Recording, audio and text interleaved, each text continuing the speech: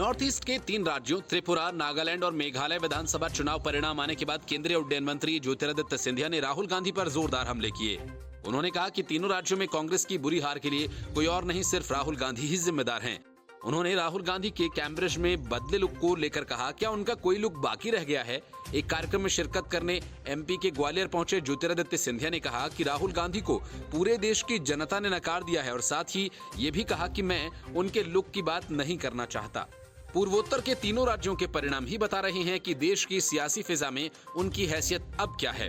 तीनों राज्यों के चुनाव परिणाम से स्पष्ट है कि राहुल गांधी और उनकी भारत जोड़ो यात्रा को किसी ने गंभीरता से नहीं लिया। मध्य प्रदेश में कांग्रेस की स्थिति बहुत खराब है, इसके रुझान अभी से मिलने शुरू हो गए हैं।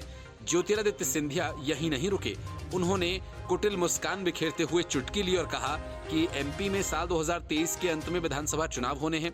ऐसा भी हो सकता है कि तब तक कांग्रेस पार्टी ही न बचे। केंद्रीय मंत्री ज्योतिरादित्य सिंधिया ने ग्वालियर में स्मार्ट सिटी प्रोजेक्ट के तहत जारी विकास कार्यों का निरीक्षण करने के लिए ग्वालियर पहुंचे थे।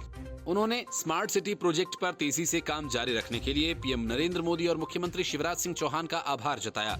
एमपी की शिवराज सरकार के द्वारा जारी बजट को उन्होंने जनता के हित वाला बताया। केंद्रीय मंत्री सिंधिया ने ग्वालियर के जबलपुर हाईवे पर बन रहे ISBT कटोरा ताल के थीम रोड से होकर महाराज बाड़े पर बन रही मल्टी लेवल पार्किंग और पेडेस्ट्रियन जोन, गोरखी के digital museum, arts and craft centre को लेकर जारी कार्यों का जायजा लिया। साथ ही प्रोजेक्ट के बारे में अधिकारियों से डिटेल जानकारी भी हासिल की।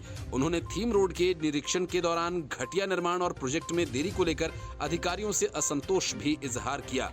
2 साल पहले तक ज्योतिरादित्य सिंधिया राहुल गांधी के करीबियों में शुमार हुआ करते थे। अब वो बीजेपी के सांसद और केंद्रीय मंत्री हैं। यही वजह है कि मौका मिलते ही वो राहुल गांधी पर हमला करने से नहीं चूकते। वहीं राहुल गांधी से पहले एमपी के पूर्व सीएम कमलनाथ और कांग्रेस के कद्दावर नेता दिग्विजय सिंह पर लगातार निशाना साध रहे हैं।